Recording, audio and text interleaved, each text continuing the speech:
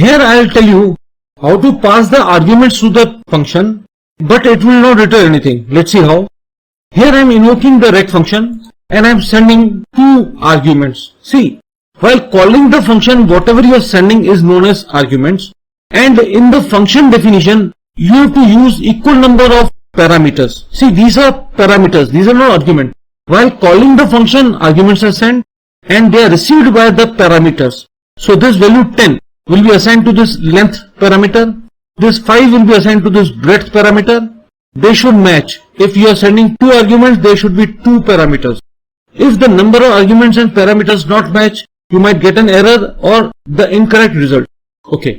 So 10 and 5 are assigned to L and B parameters. Control will come here. Area of rectangle is 50. Return is not there, so return none is considered. Control will go back to the main function and will exit. Let's copy it. Control V, I am running it. Area of rectangle is 50.